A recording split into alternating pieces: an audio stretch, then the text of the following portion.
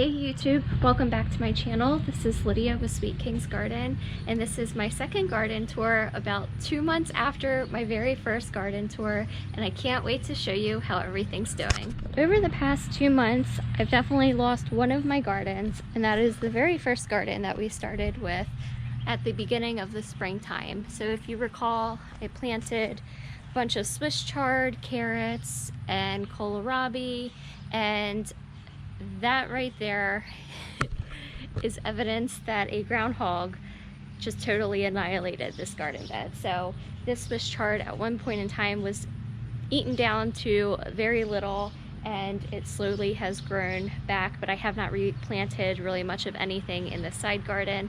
So I think this will probably be one of the very first gardens that I plant in the fall, or I might plant some cucumbers so I have a second wave of those. Now the garden that I'm absolutely excited to show you is the garden extension, and it is truly in its prime.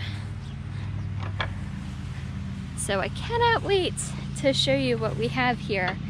I have lots of harvesting to do. For those that really started watching our journey from the very beginning, we had absolutely none of this. So the fact that we actually have things growing on trellises now and in our beds, it is just like crazy to see, and it just absolutely warms my heart. So let me show you what all we have going on back here. So when you first walk into the door, we have these bullhide beans that are on the first trellis. And these have just been spectacular with trellising. They have these dark green, purple vines, very pretty foliage. They're just starting to look like they're about to start working on setting some beans. And I would say I have about 6 plants, and they've taken up the one side of the trellis here. And then on the other side here, we have sugar snap peas. And I definitely have to harvest these today. I'm going to make a second video, but these have done extremely well. And you can see just how pretty everything's looking.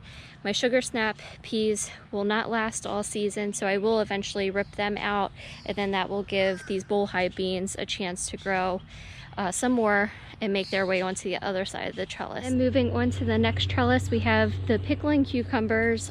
All about the cucumbers and pickles this year. So we have just a few plants here, and these are definitely setting quite a bit of pickling cucumbers. They don't get very big, but as you can see, it's probably about the size of my hand, and that's honestly probably a little bit too big there. So I'm gonna come back here and harvest some more, but I have them on both sides of the trellis. Some of them aren't doing too well, so I don't know if I'm gonna get a whole bunch of fruit. So I might, this is the reason why I might sow some more cucumber seeds at that groundhog garden, the side garden up front, just so that I can have a surplus of cucumbers and pickle a lot, because that's like one of my favorite things to do during garden season. Then the third trellis that we have towards the front is our sugar baby watermelon. So this one actually had a watermelon growing off the vine, and it fell, and it was not ripe when it fell off the vine. And that was my fault because I did not provide a type of netting to catch it, but I learned from that. And I have the second sugar baby watermelon that's really grown quite large. I started saving these produce bags from the avocados that I buy from the grocery store, and I've been saving them throughout the winter time in hopes that I can use them as some kind of catching system, and this seems to be holding the watermelon just fine. We have 2 strings or pieces of twine fastened to the side of the trellis, but there's a few fruit on here. You can see there's a couple of other melons that are starting. So once they get big enough, I'll then come out here with a net, fasten them, because I don't want them to fall off the vine prematurely. So sticking with the front part of this garden extension, I want to show you what all else is in this very first bed. And this is that mirror image that I talked about way back when. So at the very end, we have some, oh gosh, what's it called? borage. I forgot all about it. So on the very end over there, those vibrant purple blue flowers, we have borage, and then I have these dwarf sunflowers that my friend Dawn gave me. And then I have some chamomile. There's a funny story about chamomile. I thought this was gonna take over, but this was actually not the plant that I should have been worried about, and I'll show you what I mean in just a moment. And then back here, I have a couple of edamame plants. I planted 3 bushes total, and I'm just noticing they have some soybeans growing. Oh, that's awesome. So I have 1 plant there, another plant there, and then a 3rd plant behind this other chamomile. This is getting into that mirror effect there, and actually that just looks like a big old weed now, so I probably lost my 3rd bush of edamame, but that's okay. That's why I planted more than 1. And then on this side I have nasturtium, and just look how big this plant is, and these gorgeous bright orange flowers. I have not tried to eat these yet. Not quite sure if I will. I think I just like them looking all pretty in my garden. And then back here we have a pepper, and let's see which one this was. This is a candy cane pepper plant, and we have some fruits that are setting on that plant, and these are supposed to look really pretty and streaky, so I'm excited about them. And we have more dwarf sunflowers and then borage on the other side. Moving on to the second garden bed. This is where we had all of the tomatoes way back when. They were super tiny, to the point to where my weeds were actually larger than the tomato plants that I have. So a couple of updates with these guys over here. So I went through a couple of weeks ago and pruned a bunch of my tomato plants, making sure that I removed suckers, and I wanted to give them a nice stable base. So I removed a lot of the branches that were towards the bottom of the ground. I also didn't want any of the leaves to be touching the ground and then stay moist and then cause some kind of disease. Well, in my enthusiasm to prune all of these plants, I accidentally topped some of the tomato plants, and that stopped the growth of the tomato plants, and then some of them, which you'll see, had forced them to actually start a second plant right beside it. So, such as this one. So this was the original main stem, and I accidentally topped the top of the plant, and then it forced out this side stem on the side, and that's going to be the new main plant. So it was heartbreaking because I feel like I sabotaged my tomato plants really early, and I was kind of giving myself a hard time because all of this stuff I started from seed and indoors, and I was thinking, gosh, I don't know if these are going to be strong enough to actually produce anything. But I'm happy. Each plant has a couple of flowers on them, so it's just a wait and see type of deal here. And there is some fruit, of course, not ripe, but they are starting to set some fruit. So I'm looking forward to a couple of more weeks from now just to start seeing color and the growth in my tomato plants. So I have 5 different tomato plants in this garden bed, and then on the other side here I have a nice weed, which we'll ignore, but I have some kale, some purple kale. I was eating away at this plant so much so that it was whittled down to almost nothing, and I thought I killed it just because I had eaten so much from it. But this kale came back and it's looking lovely, and that's been great in salads. This was a tomato plant that I had extra of, and I couldn't part ways with it, so I just plopped it in an empty space here. These are poppies that I started from seed. So these were in a lot of my little cups that I started indoors, and when I brought them outside, there was literally just like a little leaf in each of the cups. I didn't think that these were gonna do much of anything, and I wish I actually shot this tour a little bit a couple of days ago because I could see that it's starting to lose some of the flowers.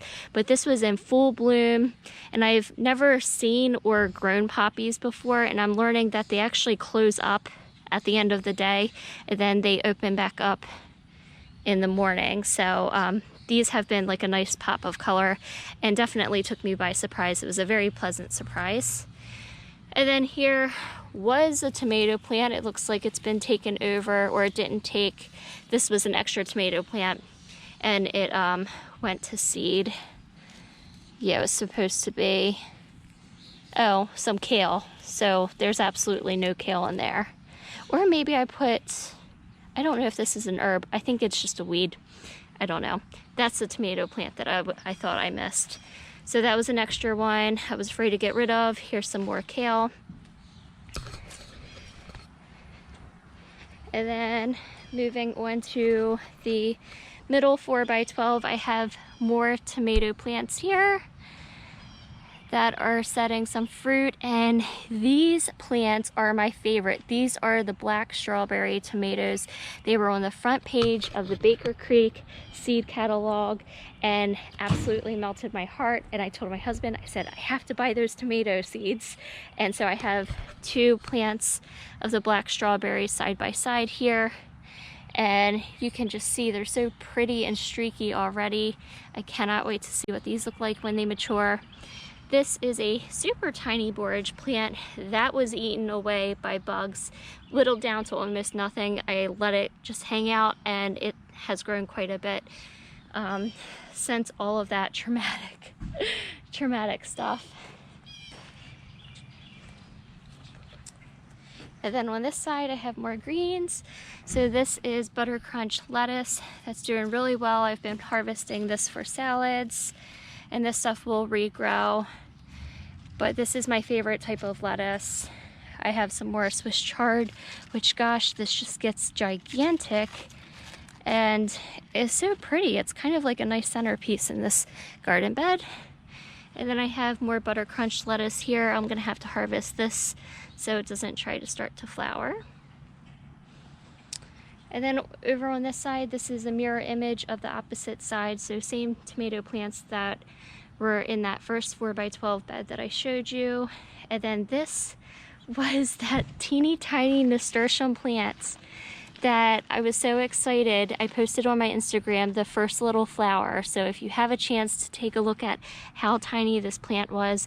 Of course, the leaves are getting a little curly. I think I might need a water, and it's pretty hot here. But yeah, these, every time I come outside, I feel like I'm taken by surprise. Things that I didn't think were gonna take off actually did take off. So that's been a nice little treat. And then on the other side, all of this stuff that has flowered, these were actually radishes. So it was too late for me to harvest them and take out. And instead of just taking them out, I knew they would flower and would be nice for the bees. I figured they'd appreciate that, so I just kind of let them hang out. There are, I think, 2 pepper plants that are hidden inside all of that mess. And then we have a gigantic plant of dill right behind it. This is mammoth dill that I started from seed, and it's definitely living up to its name and going to seed. So I learned my lesson from last year. If I don't want dill everywhere, I really need to prevent it from going to seed, because last year in my other beds, I was finding dill plants all over the place. Moving on to the 4th trellis that I have, this is behind the cucumber trellis that is up ahead, and these are the cucamelons. And my oh my, these are another thing that I have to harvest, but these are looking so adorable. I cannot wait to pickle these little guys. So some of them are still kind of small, but other ones are definitely big enough to where I can pickle. So I'm gonna have to come back out with my gardening apron. But these are wild. It does not take them long to start trying to branch out and choke other things out. They've been trying to choke out my tomato plants already, so definitely requires me to come out here every day and get them back on track. But I'd say there's about 4 or 5 cucamelon plants over here on this side, and then there's about 4 plants on the other side. These I direct sowed, and these I had planted, started from inside and transplanted a few of them. So some of them are staggered plants, and that's okay. Moving on to another 4x12 bed. This is our zucchini bed. We've harvested a few zucchinis, but honestly, they are not doing too well. You can see that some of them are starting to rot, and I think this is an indication of a calcium deficiency.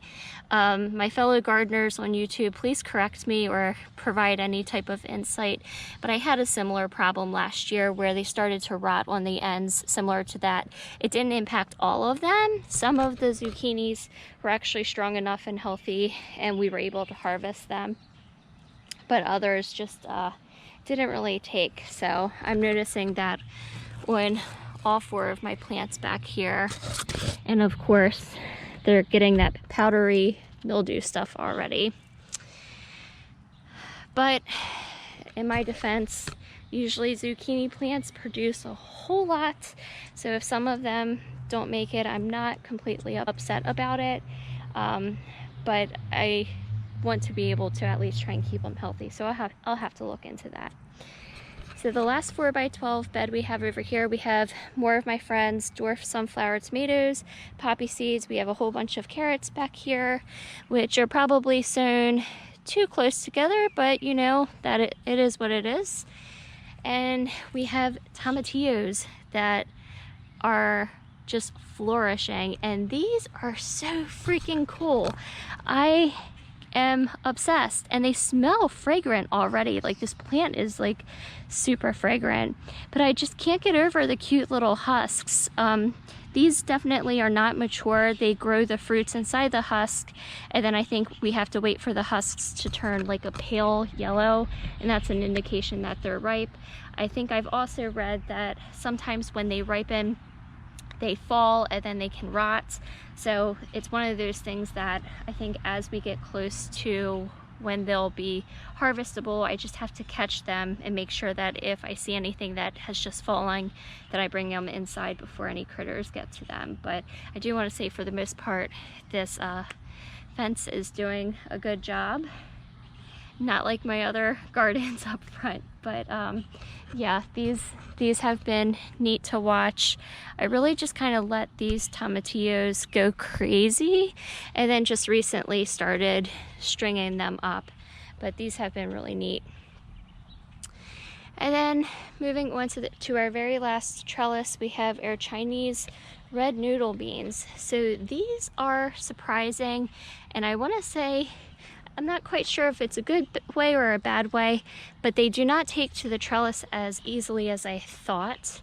They like to branch out, and you can see like they dart out pretty straight, and you have to be very careful not to break the stems when you go to try and guide them back to the trellis. So I've had to practice some patience with these. They definitely don't grow as quickly as the bullhide beans do, but these are supposed to get the really long red noodle looking beans.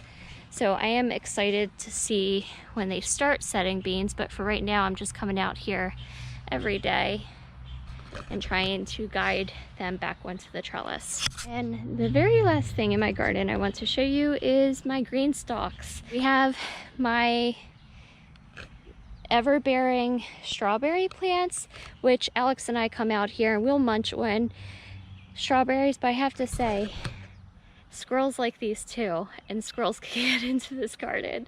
So Alex was sitting outside one day and he texted me, he's like, there's a squirrel eating your strawberries, and I'm like, darn it. So that's just something we have to deal with. It's one of those things, like, you make something look so good that is all nature based, so I can't hate that so many pests and stuff want all of my garden treats. But this has been fun. We don't get like a lot of strawberries to have like a really big haul, just enough to really snack on each day as I'm watering the garden, and that's fine with me. Then the second green stalk I had, this was going to be my herb green stalk, and I pictured like billowing herbs of basil, cilantro, and they did not take really much at all. This is really as far as they've gotten. So I'm not depending on this. I'm still watering it every day to keep the soil moist, but I mean, it's definitely not my go-to for herbs. And then my third green stalk, we have some pest damage here. And honestly, I need to fertilize this because you can see that my lettuce is quite pale, and even the nasturtium doesn't look very healthy. So I have some liquid fertilizer to dilute and actually put into the top of the green stalk that I bought directly from Greenstalk's website that I'll have to add in. But you can see how stunted stuff is though. This is Swiss chard that I transplanted earlier in the year, and you can just see, like, in comparison to what I directly sowed into the garden. I think this all comes down to healthy soil, and I just don't have healthy soil in this green stalk. But it's a learning experience. I do have some spring mix that I've been harvesting some and adding to my salad, so it's not proving to be a big waste, and if anything, it just adds to the garden. And then these are some forget-me-nots. These are super pretty. They had blue flowers on them. So that's about it. Doing things kind of in reverse right now. So now I'm going to show you my butterfly garden. So this is my beloved butterfly bush that I was talking about. So these are super pretty flowers, and as you can see, it attracts all kinds of pollinators on it. Just so nice to see. And of course, I have a big old weed poking out from behind, but this is really butterfly pollinator garden. My lamb's ear gets like this every year. It just kind of fizzles out when it gets a lot of rain and humidity. This is the catmint that had all of those pretty purple flowers on it that are no longer in bloom, but this is a huge plant. My thyme, chives. I do have some basil here. I ended up buying basil from a local grocery store just because none of my seeds took, unfortunately.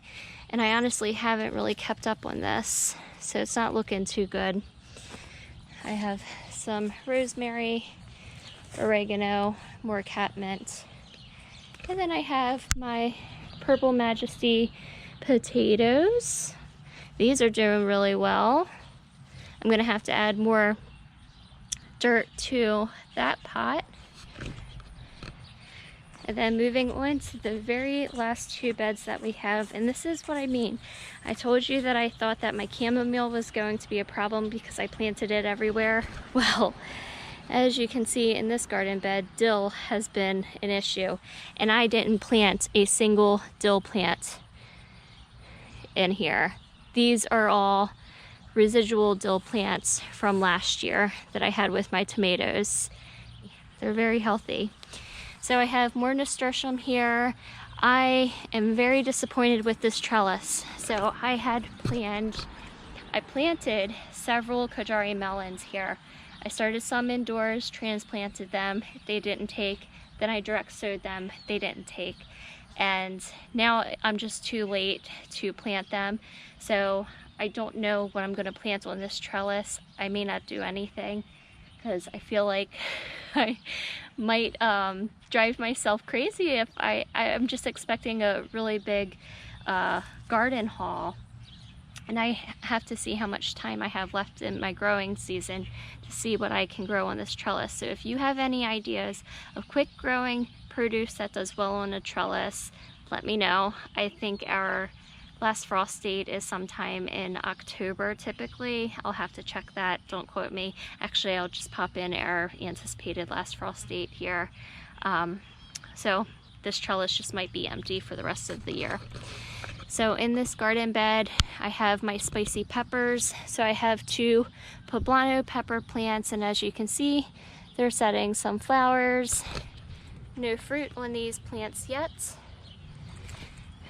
And then here we have jalapeno peppers, and then another plant behind that one. And then we have habanero and cayenne. Cayenne's in the way back, it's not doing too well. And then I think that's a weed. I didn't want to pull it out in case it was a volunteer of some sort, but I'm pretty certain it's a weed. Then we have more pepper plants. This poor thing, I found on my security camera, there was something taking large chunks out of my pepper plants and Swiss chards in this garden, and it was confirmed to be a buck.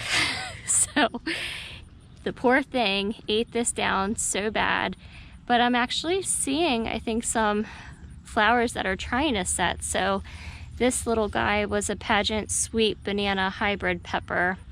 I had one back there that's didn't take, and then I do have one back there that seems to be safe. And then do you remember in my last video, I think it was my last video, I was talking about a suspicious pepper plant that didn't look like a pepper plant, and I had to talk to a girl, labeled these, which was a joke at myself, by the way. Well, it's confirmed to be a tomato plant. And these are looking like those black strawberry tomatoes, which were my favorite. So I'm really not upset about that. So perhaps I got away with planting 3 black strawberry tomatoes when I initially only thought I was going to plant 1. Back here I have more Swiss chard, kale, and then this is the Swiss chard that just got chomped by the deer. I'm kind of leaving this for him. I don't mind sharing as long as it doesn't annihilate everything. And then these are extra tomato plants that I had that, again, I kind of hoarded them and just popped them in my garden because I didn't feel comfortable giving them away because they were super tiny plants, but then I also didn't want to just ditch them completely. I wanted to see if they would do anything, and I'll just kind of let them go rogue. I hope you enjoyed this very quick garden tour, or quick for me at least. I'm gonna grab my gardening apron and start harvesting stuff and hopefully be able to share all of that with you. So I know it's been a long time since my last video. I hope you enjoy this. I hope your gardens are doing well. Hope you're learning a lot just as I am. Not everything that I planted survived, but I'm very thankful that I planted multiples, and it's just a season of learning. So I hope you take care, and I'll see you next time.